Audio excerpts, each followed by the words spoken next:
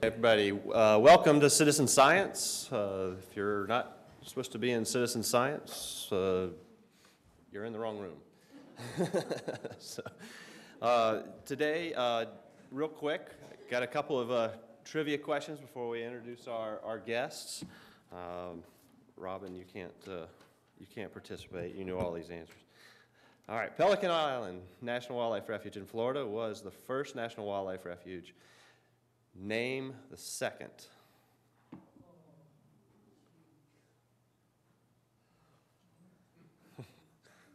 The second? All right, we'll go to the next one. I'm not going to tell you. Tweet it. Breton National Wildlife Refuge. It is Breton National Wildlife Refuge. Where's that? In Louisiana, Southeast Louisiana Complex.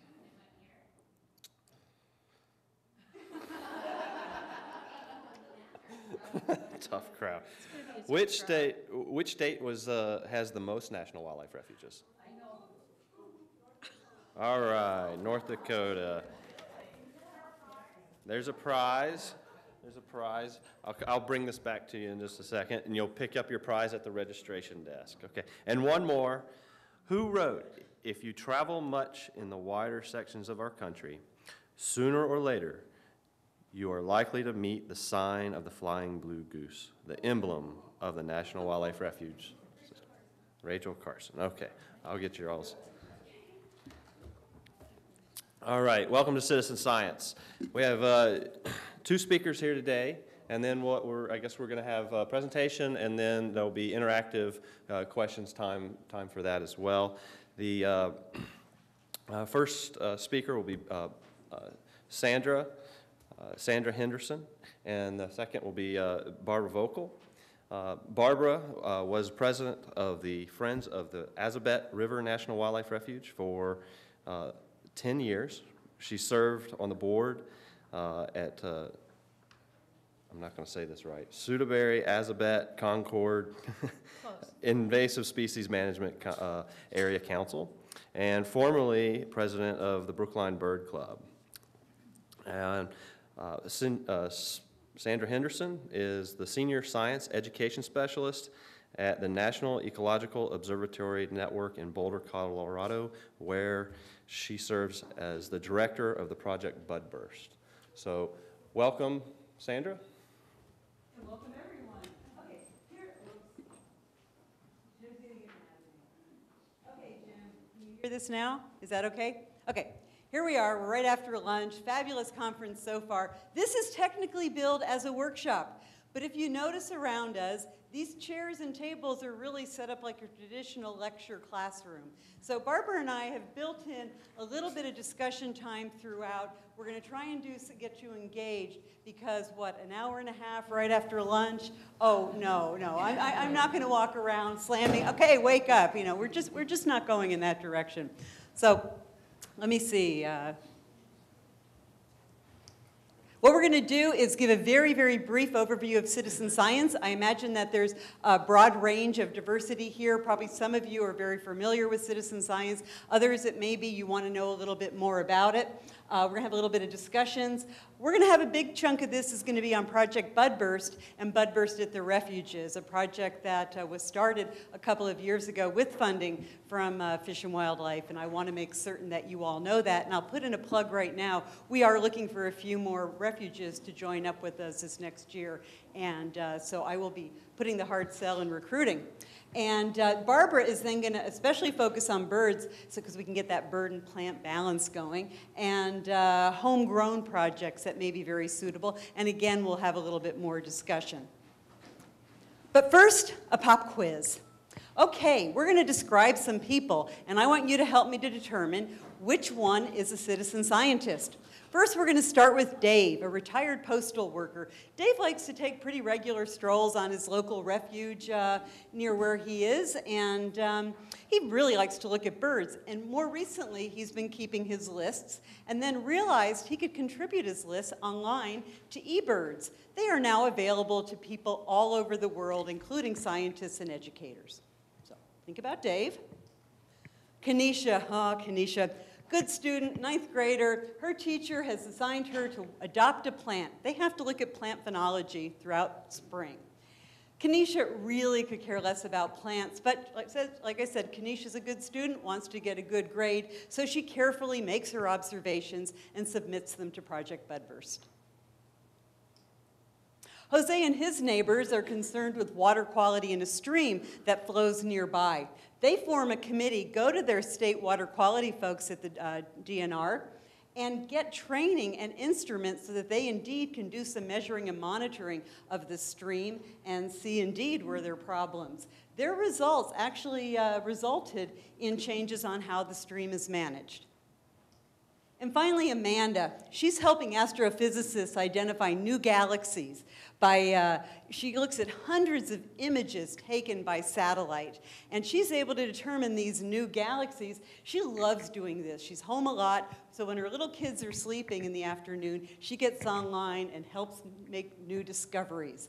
So of these folks, which do you think is a citizen science? Our birder, who hangs out at the refuge, our reluctant student, Jose and his neighbors, or Amanda, our new mom? Or, oh gosh, guys, I don't know who will get this one, E, all of the above. Anyone? E, yes. And I did this just, we wanted to kind of start to broaden our thought of who is a citizen scientist and what type of things they participate in. I certainly, I think during the course of our talk today, you're going to see the things that Barbara and I, share, that there are some that probably are more appropriate for folks at Refuges. I don't know that you need too many people looking for new galaxies, but, it's kind of intriguing. And people who do it, man, they get hooked. It's like a video game. So, what is citizen science? Well, to kind of set the stage, I went to our good friends at the Cornell Lab of Ornithology and got their definition directly from their website. It's a movement to explicitly engage the public in the process of science and the advancement of scientific knowledge.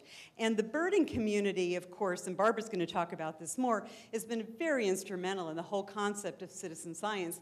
Going back, one of the first major projects was the Christmas bird count that started in 1900. And if you know the history before they started the bird count, it was side counts. Are people here familiar with the side count? Oh, great, we're going to set one up. Okay, you're one side. You're the other side. This is how simple it was. People in the late 1800s went out, generally around the holidays, and just for a great old time, shot all the birds they possibly could and counted them. So it was this side against that side. Well, at the late 1800s, too, there was a very emerging environmental conservation consciousness in this country, which was phenomenal. And at the same time, along the eastern seaboard, some of those bird populations were declining. Somebody, started making some connections, and of course, Audubon in 1900 set up the first Christmas bird count, and I think Barbara will talk a little bit more about that. But that particular data set is very well respected, is citizen science-based, and is now, how many years? 111. 111 years of pretty good data set. The other thing, the term citizen science, is there anyone before they read the brochure for this workshop had not heard those two words together? No, of course. You'd never really, you hadn't heard citizen science together before? Oh my gosh, well you have now, and I'm going to tell you who developed it. It's credited with a fellow named Rick Bonney, who is the Director of Program Evaluation and Development out of Cornell Lab of Ornithology. And Rick, in a paper in the early 80s, actually put the term together, citizen science. And of course now it's become almost its own trend. My gosh, the Rutgers has a professor of citizen science. I mean, it's really amazing how quickly this field is growing, to the fact that they're looking at having their own journals, et cetera. And Wikipedia also has a definition. And what I like really about that one is at the bottom, where they talk about specifically what these professionals do. And it's pretty much observation, measurement, and computation. And I would argue most of those would fit well into work that's being done in science, conservation, education, and outreach at the refuges. Who are they? Well, I think we've already discovered they're from all walks of life. The motivations for participation are diverse. And what I'd like to do is just ask you, what do you think some of the motivations would be for people to go out, not just at the refuges, but make observations, do measurements, or share data with others, collect and analyze data. What are some of the things that might motivate people that you know or might motivate you? Personal satisfaction, yes, just that feeling of being part of a network, yes. Pardon? Oh, yes, Kanisha, yes, she's forced to. Yeah, she got that assignment from her teacher, right. Competition, oh, would you explain that?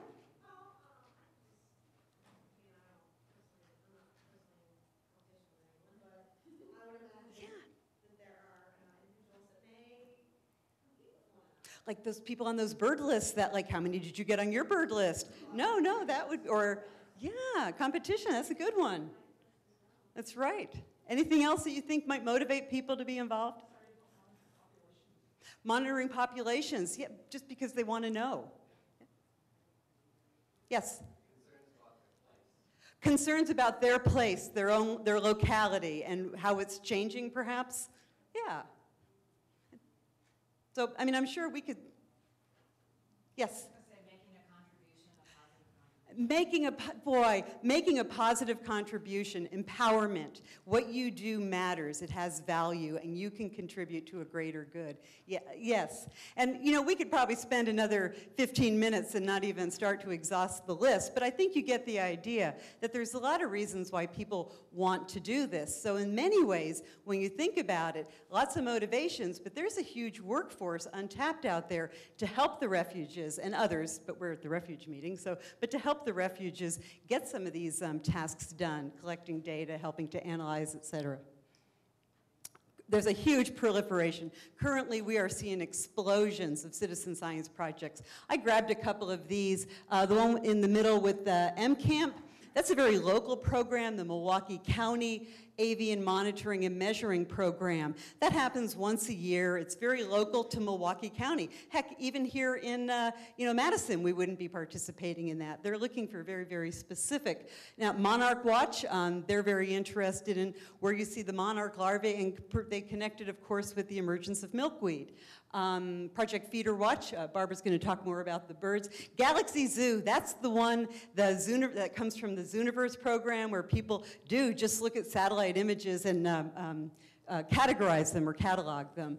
Everything from like star count. Go out and tell us what the night sky looks like. Simply go out, look at the constellations. How well can you see them? It's pretty much that simple. And it's a light pollution study. You get to see the changes in the quality of our night sky. CocoRa's, the Community Collaborative Rain, Hail, and Snow. They measure one thing and one thing only: precipitation in all its forms. They're in all 50 states, and it's a great project. And of course, BudBurst, but we're going to be talking about that in just a couple of minutes. That's a plant phenology program, in case you haven't picked that one up by now, but you will, I promise. So what I'd like to do, we kind of just ran through the idea of citizen science. So can we just discuss for a few minutes citizen science in general? We're not looking at this point to get down to nitty-gritty. Wow, I'm going to go home and we're going to do this. But in the big picture of how citizen science might support your science conservation education programs, we have a couple of ways to do it. This is, like, again, not set up for a workshop. You could talk in small groups. You can turn back to back and talk for a few minutes and then maybe share some of the ideas out, or you can shout ideas out in general. I leave that up to you. Preferences, we'll vote. Who would like to do, talk small groups and then maybe share a couple of the ideas? Okay. And who would prefer just to do this as a large group? Oh man, I didn't really count. It looked like the first group had more, and the rest of you are sleeping, so you're going to go along with it. Let's do the small groups. I think we'll get a little bit richer discussion. And we're talking 5 minutes. Yeah, exactly. Turn around, share some ideas, and I'm just going to wander around. And I'm going to turn this off for a moment, Jim. Well, I was eavesdropping and then just butting in some cases, too, to listen to some good conversations. What were some of the things you came up with? And what I can do is just pass the mic around. Jim wants to make sure he records the ideas that you came up with so we can share these. So anybody have something that they came up with they'd like to share? You can tell I'm in visitor services because I talk a lot. We had a very good discussion about things that are already ongoing. One was butterfly counts and bird counts at Big Oaks National Wildlife Refuge, and they do publicize this in a local newspaper to get lots of people to come out and participate, and they pair them up with someone who's trained, so there's none of that faulty data that your biologists give you a hard time about. Project BudBurst is going on at Sacramento National Wildlife Refuge because pollinators are such a hot topic for most of us. Any data we can start collecting about pollinators is awesome. Ding Darling has the eBird, and I don't know, only 16 refuges have the eBird, and Tony may have to give us a little bit of info about that because her session is the very last session on Thursday, and many of our Friends folks have to go to that mandatory Transportation Friends breakout. You mean eBird kiosk? Yes, yes, yes. So is your refuge also one of those that has an eBird? No, actually, another place on the complex does. Oh, cool, okay. Well, we're very interested in hearing more about that. There was a question about a listserv that could possibly be generated to get more citizen science info out and about to those of us that are interested in developing more projects. And we do phytoplankton monitoring, and we do phenology monitoring at St. Mark's in Florida. Great. Anything else that came out of the discussions? That was a good list. Yeah, in conjunction with the pollinators, we've got a couple of volunteers at the Pierce and Steigerwald Lake Refuges who are doing bee monitoring for the region here. It's part of the big multi-refuge surveys that are being done. And then we had water quality, we had bird surveys, we had butterfly counts was a new one. Oh, turtle radio telemetry. Some of the volunteers on Upper Miss were doing some telemetry work on turtles. That's kind of a cool one for volunteers. In addition to things you're doing already, did the conversation generate things or areas you might want to go into? I'm seeing lots of heads nodding. I'm going to actually, and I was butting in on a conversation, so I'm just going to hand the mic over to somebody who is doing that. Something you might want to do. Well, we're trying to tap into our local citizen groups that right outside of Richmond at Presqu'île National Wildlife Refuge. We've got a group of Virginia master naturalists that are anxious to help out on the refuge, and our biologists just left, so we've got kind of a void in some areas. So we're hoping to be able to tap into some of these people that are already interested, and then in some of these pre-existing programs which provide the guidance for doing the research or doing the data collection. So we're kind of keeping our fingers crossed on that. And then I was talking with a person from Albuquerque, and he's got some really good ideas on the I&M, so I'll pass to him. Thanks. No, I'm new to the I&M program in Region 2, but we're looking at the pollinator stuff and the phenology stuff and looking to potentially put on an SCA or two to help refuges in Region 2 that may be looking at these unique ideas to pull citizen scientists in and help get us some of the information that we think is important out there that they could collect at that level, and then, again, housing it in some kind of a database that can be accessed and shared. What I'd like to do now is, because I know there are a lot more ideas generated, this was just to kind of break up the presentation a little bit so that we didn't just put it, wait and then talk at the end. But Barbara's going to lead a discussion towards the end that will build more on what you were just chatting about. So in the meantime, we're going to jump back into citizen science and probably focusing now. Oh, a wrap up. Just things to think about, that, in fact, I'm going to ignore this slide. I don't want to do it right now. I think it would make more sense to do it at the very end. So instead, what I'd like to do is jump into plant phenology. There's two photographs up here, both taken on May 30th. They were approximately 140 years apart, but they're taken from the exact same place. What are the similarities and what are the differences you see?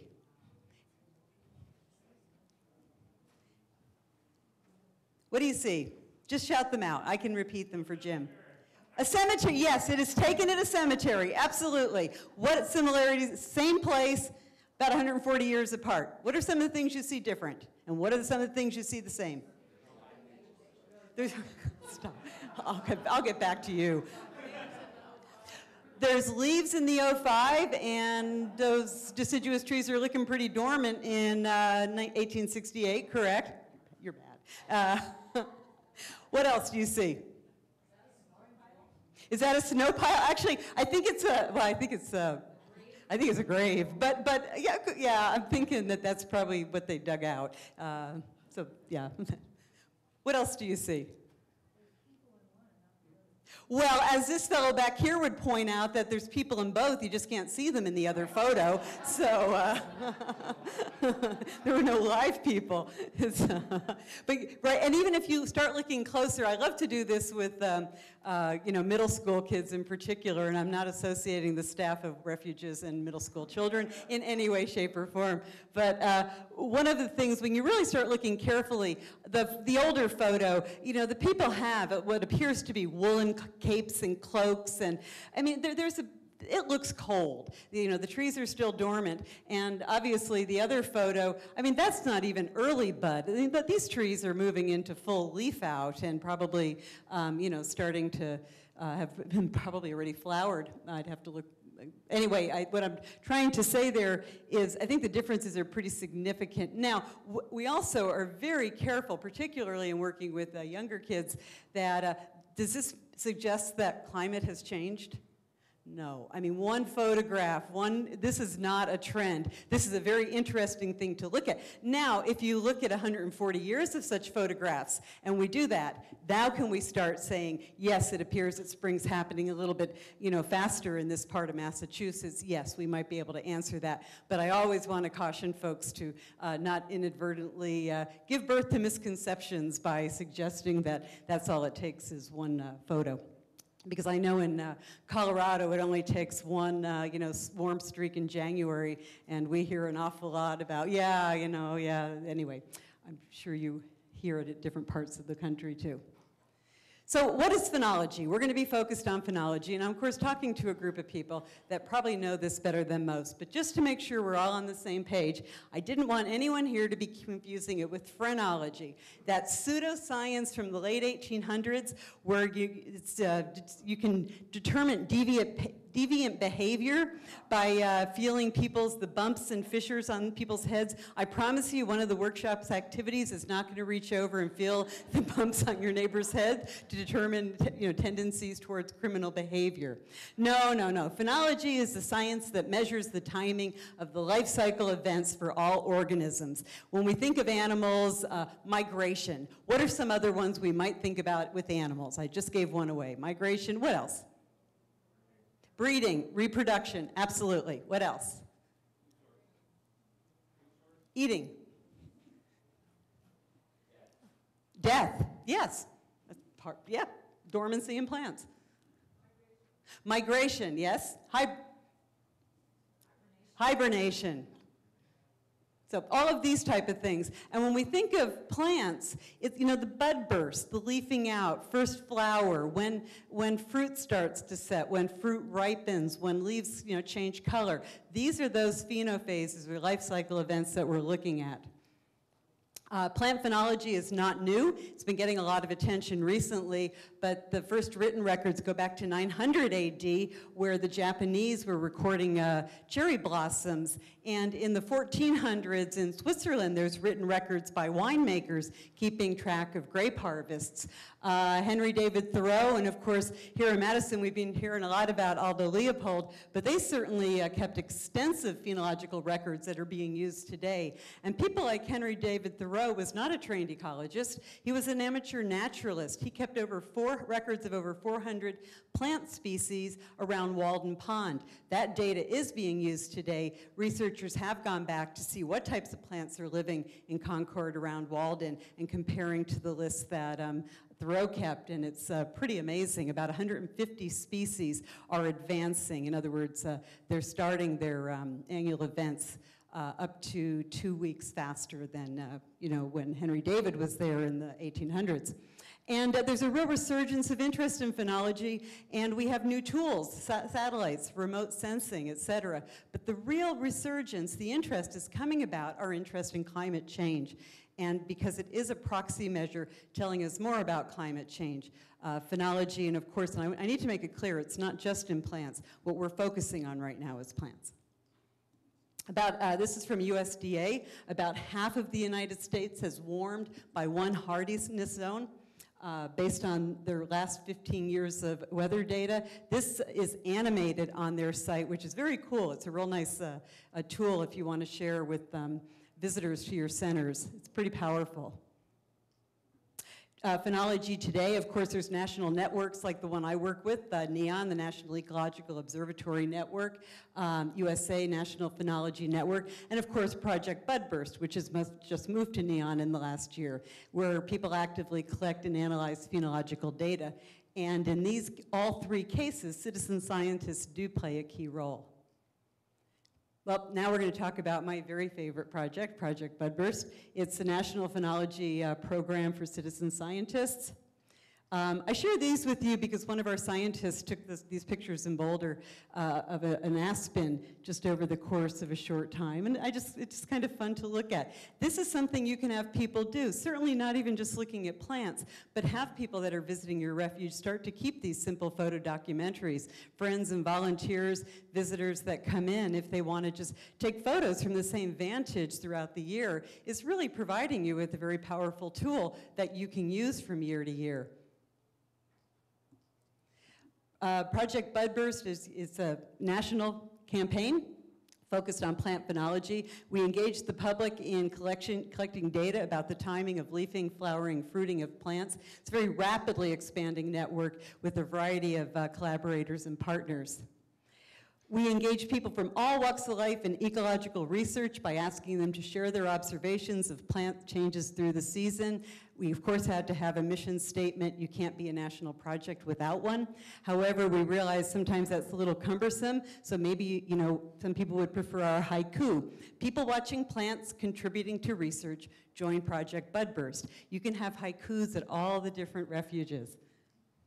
We are fundamentally an education and outreach program. We want to get people outside. We want to raise awareness of the importance of changing climates on plant communities. We want to increase understanding of science by participation. We really want to get people outside with a purpose. We're a very new project. We started in 2005. It was we had a meeting at NEON, but we didn't even do our pilot project until 2007.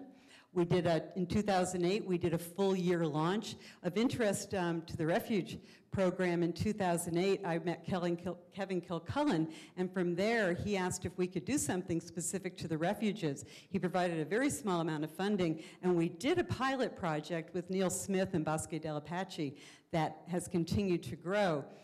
I'm the director of BudBurst, so I'm allowed to have like a pet project, and this was it. There was something about the refuge. I just saw the potential for this, and therefore, well after the funding left, this became the project that I've continued to make certain there's staff and attention going to, and that is why I'm absolutely delighted to be here today sharing it with you guys. In 2010, I had been at the National Center for Atmospheric Research for most of my career, and we moved it to NEON, also in Boulder. The alignment with the science was that much better, and they wanted it for long term, and that was pretty exciting because they've promised to give it a 30-year home, and I'm hoping I'm not still doing this 30 years from now. I hope I'm still looking at plants and enjoying them. But so we have an updated a landing page. It's really difficult. We're basically a web program, and it's kind of difficult in a static environment like this, so I'm going to race through some of this. It's very straightforward. You register online, you pick a plant, something you're going to see regularly. We just want to know the lat long, tell us a little bit about, is this an irrigated or managed place? Is it a wild place? Is it an urban? Just start your observations, log in and share them with others. There's no cost to participate. It's very straightforward. We have, you keep your observations, if you'd like, in field journals that are freely downloadable and just, throughout the year. You can just note the dates when you see the different pheno events. There's your site. Everything you need pretty much is on that piece of paper to participate.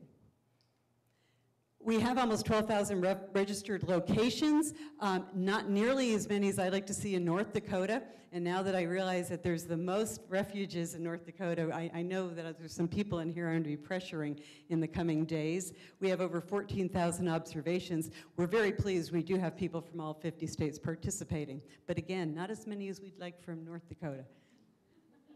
How do we use the data? I mean, okay, great. We go out, we get data from people. How do we use it? Well, this is a very simple comparison. We took Project BudBurst data for a couple of years, from 2007 to 2010, compared it with a 50-year historical record from Cook County, Illinois. And of these particular species, Forsythia spider, we made some comparisons with work done by these two biologists, Swink and Wilhelm. They published in 1994. We looked at the BudBurst data, and you can see fairly significant days advancing of these first flowering events happening in Cook County. My partner who does this at the Chicago Botanic Garden actually met with either Swink or Wilhelm, one of them is still alive, actually went and met with him with the data, asking what he thought of this, because he had kept these extensive records from the 50s. And he said as he continued to look in the area in his neighborhood, it was very consistent. So we were pleased to see. We are now comparing BudBurst data with other historical data sets. It's one of our current tasks, and we should have some things out in the next few months. We also, Project BudBurst data was just in an article in June in Frontiers of Ecology, the Ecological Society's publication. They included some paper had used some BudBurst data. So we were very pleased to see that the data is useful to scientists. We have a new mobile phone app developed with our partners at UCLA. Strongly encourage you. This will reach a whole new audience. It will reach people that, well, you know, that we're at the other side of the digital divide. I'm very excited to see where we can go with this very mobile, ubiquitous piece of technology. We have external collaborators. I gave a talk a couple of weeks ago to our board of directors for NEON, and this slide I took directly from that because they wanted to know more about what we were doing externally. And BudBurst at the Refuges is, well, it's the top, our top collaborator, and it's the one that I shared in detail with them. And I mentioned this to Rick Coleman yesterday. We were chatting about it. He's been familiar with BudBurst for a while. And I noted to him that, in fact, the Park Service was excited enough with what we're doing that they're prototyping it. We're working with Rocky Mountain National Park based on the work done at the Refuges. He said, would you promise me, Sandra, you will say that tomorrow? And I said, oh, sure, I'd be happy to. So, yes, the work we're doing with the Refuges is forming the basis. Okay, this is very quickly, we're going to go through, this is what we're doing. Here's the landing page, BudBurst at the Refuges. We have active refuge partners. I know that the laser pointer doesn't work. It's probably hard to read, but our current partners are Neil Smith, John Hines, Bosque, and Quivira in Kansas. If you click on, let's see, we're going to go forward. In this case, we're now at the John Hines landing page. We work with the staff. They provide a little bit of information. They pick the 10 plants of interest to them. We like it if they come from the BudBurst list. Doesn't matter. We'll develop the resources based on what you need.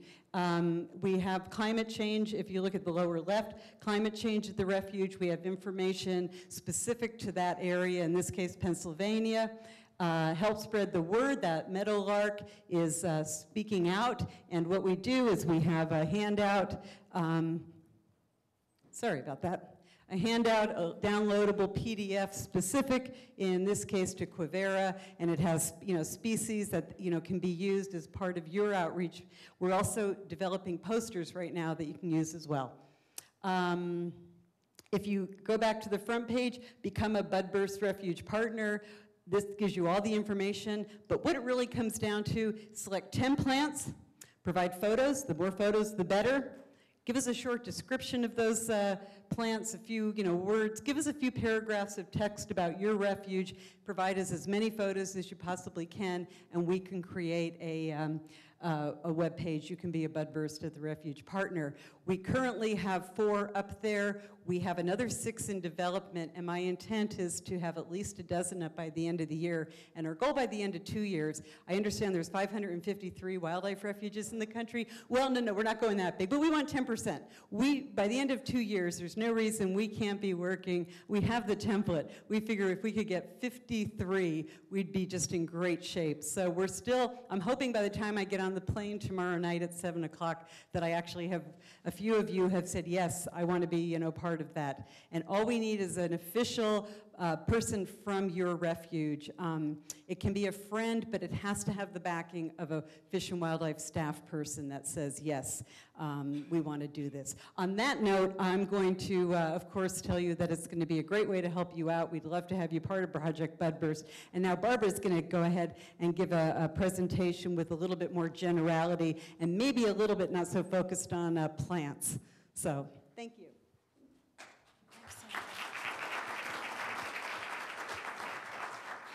Hi, everybody. When Sandra and I first talked about this presentation, we realized we were coming at citizen science from 2 very different perspectives. Sandra working on a national level project, and I'm coming from the point of view of 2 places in my life. I'm a birder to begin with, so I know birds, and I'm a Friends person. So I was a Friends president for 10 years, and so I'm looking at it in terms of how can you apply this, how can you get volunteers on the refuge, whatever. So my set of slides, which, because we have a kind of a big group, I'm going to cruise through pretty quickly. But if you have questions, whatever, you want to provide examples, my hope is I get through this and then we can have a discussion. If you want to jump in, please do. Okay, so let's see if I can manage this technology. Okay, so first, as a birder, I just wanted to cover a couple of these things. I'm not going to spend a lot of time on it. My point here is to say that the birding community, by way of example, this is a group of people you can tap into, and I'm sure many of you do already. People who have expertise, love what they do, want to help out. I know many refuges already use do breeding bird surveys to assess what's on their refuge, assess sensitive areas. It's great. You get volunteers who know what they're doing. The protocol's already established. They go out and they do their thing. They were started in 1966 through Patuxent, and it's coordinated with the Canadian Wildlife Service. They also do breeding bird surveys. So again, you can Google any of these things on the web, and in case it hasn't been mentioned already, those disk drives in your bags that you got when you registered have all the presentations for this conference on them. So plug them in and you'll find this material. Okay. Next thing, Christmas bird counts, which Sandra mentioned a little bit. This is a great thing. National Audubon Society, 111 years of data. There are well over 1,800 count circles in the United States and Central America with a 15-mile radius from a center point. And people survey these same circles year after year. The great thing they've done in the last couple of years is all of this data is online and it's searchable by location and species. So there's a great treasure trove of information there. And folks prepare for their counts. It's a social event. It's a thing that birders do. It's a great way to get people involved, get out in the post-migratory time of year, and instead of shooting birds, counting them.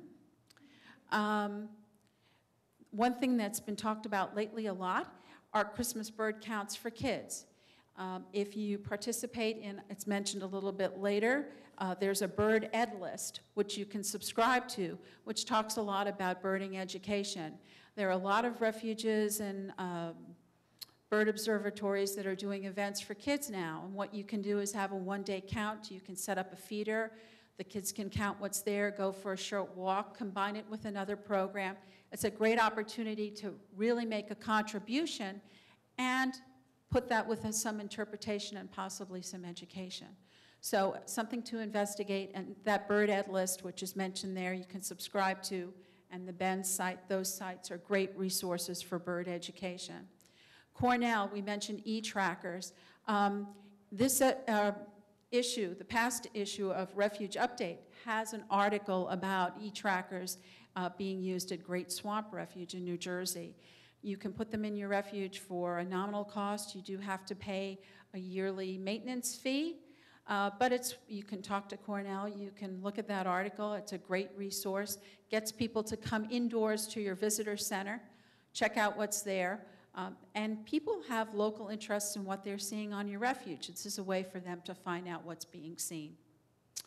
Other resources, Migratory Urban Bird Treaty website has some things, and NCTC has a course connecting people to nature through birds, which talks about activities as well.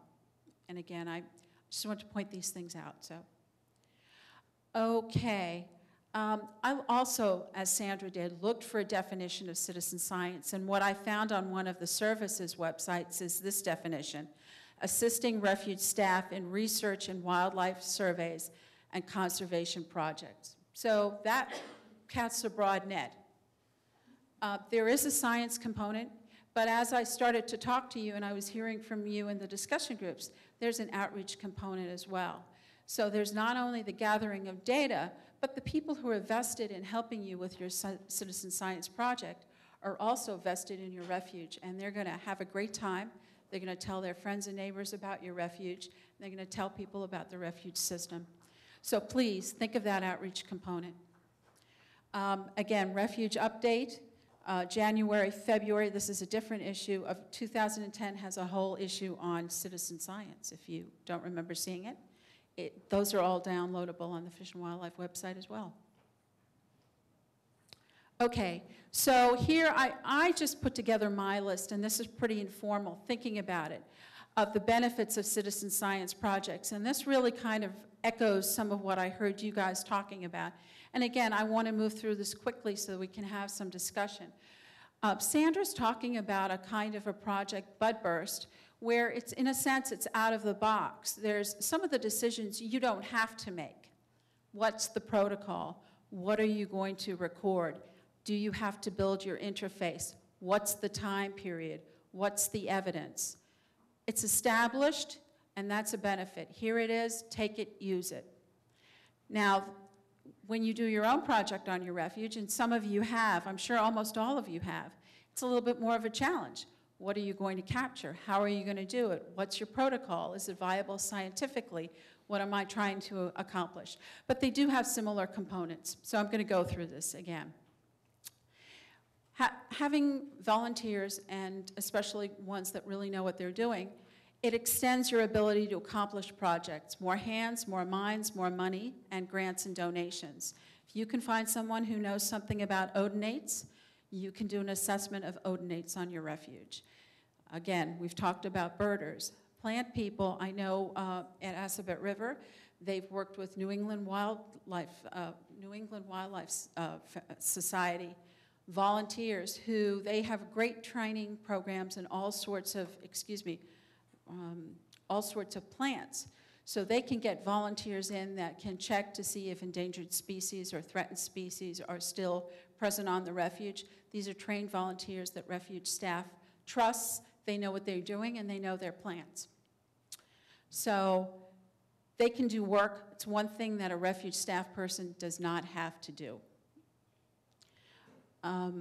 You have more people coming in with a different perspective you can partner with, and potentially for some of these projects, you have opportunities to grant grants and monies and donations either from private donors in your area or from sources of local foundations and other money sources in your own area. Again, it's hands-on science work in either case. There's field work, preliminary surveys. I talked about protocols a little bit. Citizen science is also a great way to either find volunteers or use volunteers that you already have. I'll talk about that a little bit later. You can use other organizations in your area to be project partners. As I mentioned, New England Wildflower Society, other groups that may be doing similar things, or can provide experts or help, or just a company who's willing to give you 20 volunteers for a day. Maybe you can find a way to use them as well. Citizen science will bring people to your refuge, as I said before, an opportunity for publicity. What local paper do you know that isn't going to want a picture of a kid doing something outdoors. You write a story for them in advance. You ask the reporter to come take pictures. They'll put your article in the paper. Your refuge will get coverage. Your friends group will get coverage. It's a great opportunity. Again, you can bundle your citizen science project with interpretive or education opportunities. Sometimes the projects come out of those education and interpretive things. People come up with ideas. I'll talk about that. Sometimes it's the other way around. And the volunteers, as I said before, they feel an ownership and they become a community resource. So before I cover this slide, I did want to give one brief example. We had a refuge that was close to the public. It came over from the Army as an excess property in 2000. And much of the refuge was closed. And when the Army gave the property over to the Fish and Wildlife Service, guess what? They really didn't know what was there. So there's the problem of assessment. At that time, the refuge staff was kind of in turmoil, another cycle of downsizing, whatever. So our friends group, a couple of them, saw a presentation given by Sue Morse of Keeping Track in Vermont, and they had the great idea they wanted to start a wildlife tracking team. So it took a little bit of convincing, but we managed to get refuge staff to agree, and we got a small grant, maybe $1,000, and we sent 12 people off to Vermont to get trained. And here we are, 11 years later, and they're still going. They love it. The advantage of this kind of a story was there was an established protocol from Vermont that they could just take and use. Refuge staff looked at it, said it was okay, and now they've been able to see where these mammals and various animals are on the property, fish or mink or whatever. I'm not sure exactly how the refuge is using all the scientific data, but for sure, one practical thing is we established more trails on the refuge, and the tracking data was able to be there for everyone to assess where the trails should go to create a minimum of disturbance to sensitive habitats. Again, I think this in the long run saved refuge staff a tremendous amount of time and energy. These people have a tremendous sense of camaraderie. They're still going. A couple of people have left. A couple of new people have come on. They work with other tracking groups in Massachusetts. Every year they have an annual tracking convention. They are so happy. I should have done that. But anyway, by way of an example, that's one that's kind of homegrown combination. And I invite all of you to think of your citizens project, science projects in that way. Doesn't have to be all you made it up or all out of the box, but it can be a combination of those things. So what might you want to think about if you customize a project on your refuge or you come up with your own? And these are just some of my thoughts, and again, I'll go quickly. One of them is, how well do you know the people that are going to work on your project? Do you know them? Do you trust them? I think part of what happens with a citizen science project is you're building that relationship, and you're getting to know them. Maybe you know them, maybe you don't know them. Are you going to let them go? Are you going to supervise them for a while? Things to think about in terms of the time and investment you put into your project getting it started. Have champions. In the example that I gave you about the tracking group, there were 2 people who were just like gangbusters. We want to do this. And I didn't have to, as the president, do anything except, wow, that's a great idea, and let them loose. Will save a tremendous amount of time if you can find those people who really want to do that project. Outreach. Again, think about how you're going to get your volunteers, how you're going to talk about your project, who you want to join in, and what you want to accomplish. The next one is depth of knowledge. Tap what's in the community. I heard a couple of people saying, I knew someone in my friends group who had IT expertise who could work on the website. We had someone come to us from the Forest Service who knew about odonates. He wanted to do an odonate survey. So there are going to be people that you work with who have expertise. Think about using them in ways that will really challenge them. They're out there. Go where the energy is. That's exactly what I was talking about before. Tap your friends and volunteers when you plan to carry out projects. What do they want to do? Because if you let people do what they want to do, they're going to be enthusiastic. It's not work, it's fun. Think about opportunities for public programs. Are there walks and talks that you can do with your citizen science project? If you're doing turtle tracking and telemetry, can you talk about the turtles in your area? Talk about what the population trends are? Talk about what the issues are for turtle conservation? Schools are always interested in having programs coming to your refuge. How can you weave that in?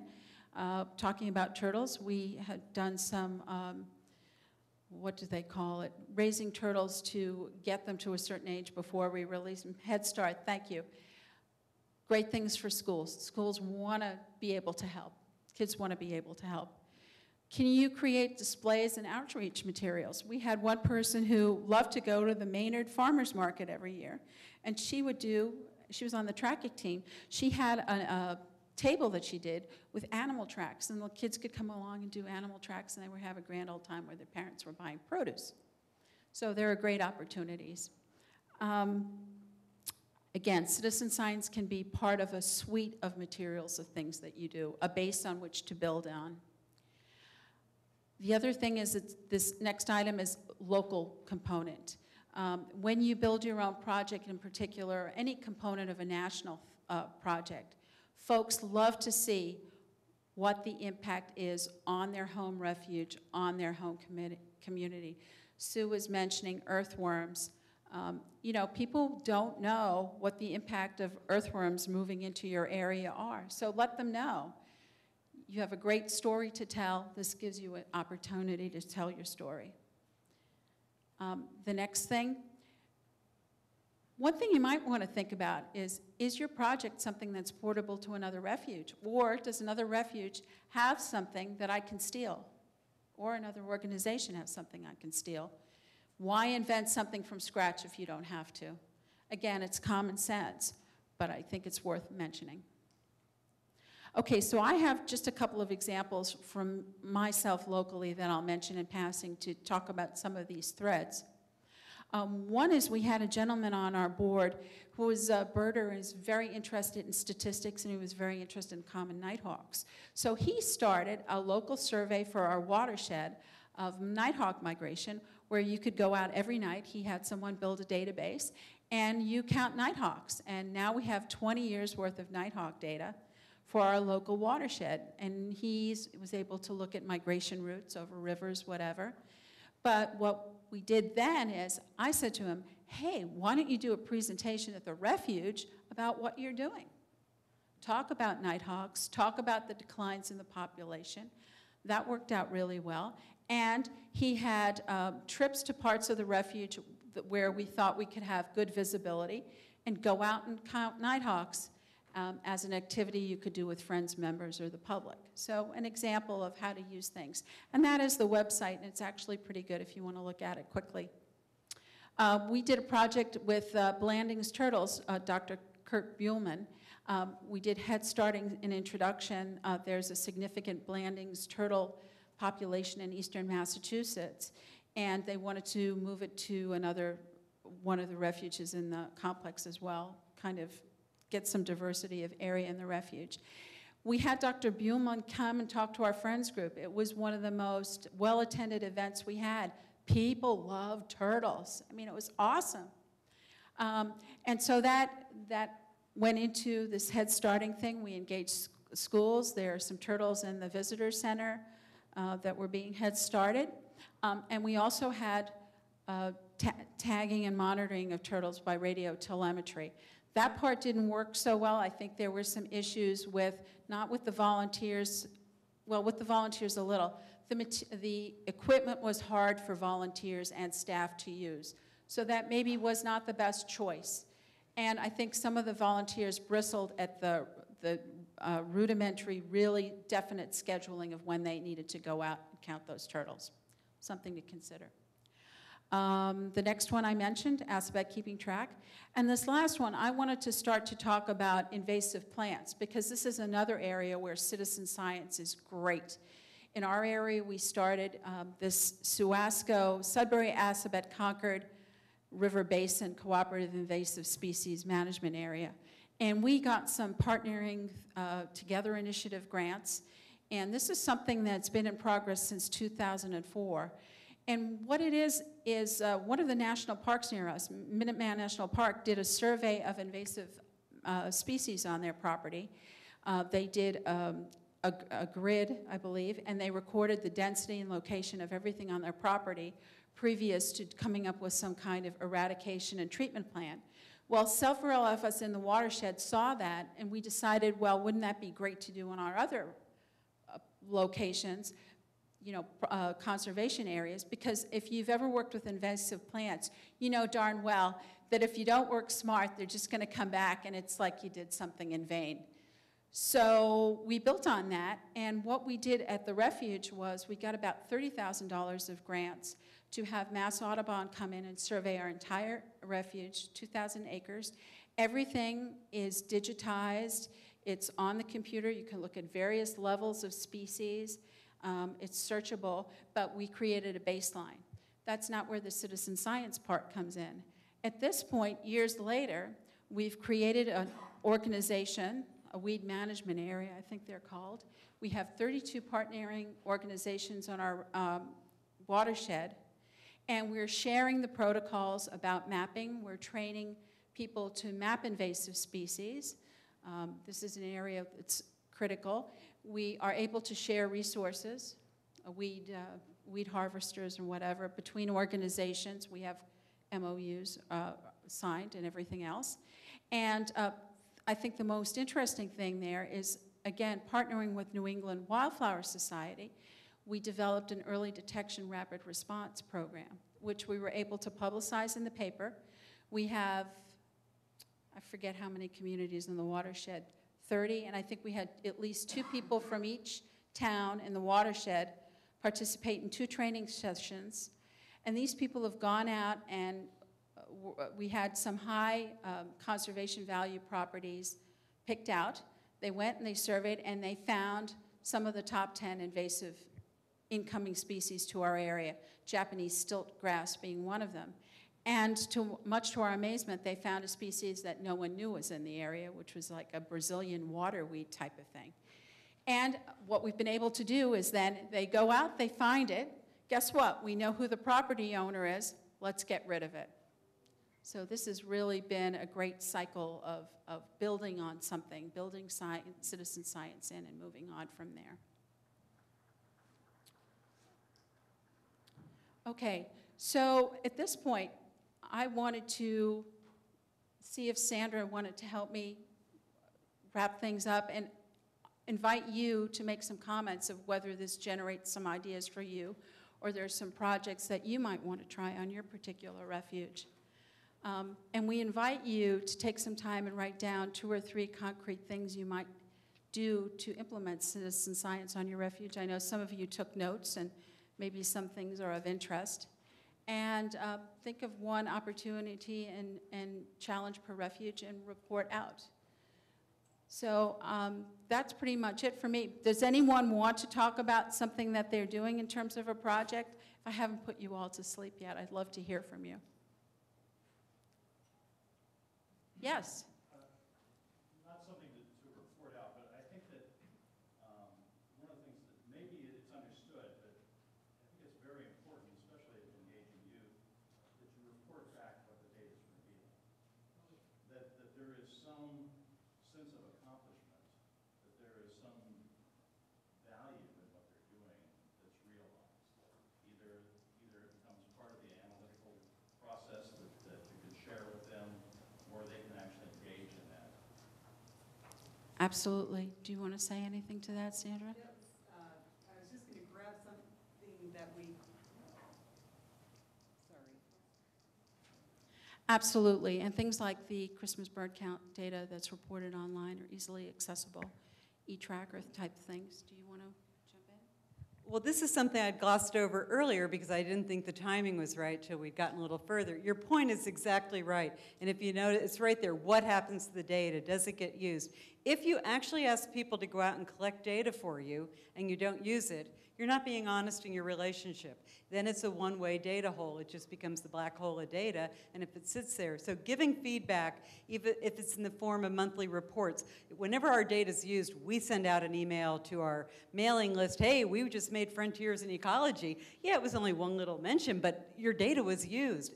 That is a critical point. It's the giving thanks and somehow to get, if possible, even some recognition. How do you thank people for that? But very good point. Yes. Yeah, I've worked with Monarch Watch before, and they actually send the kids a little certificate that says your monarch showed up in Mexico. Cool. So it's really kind of a neat thing.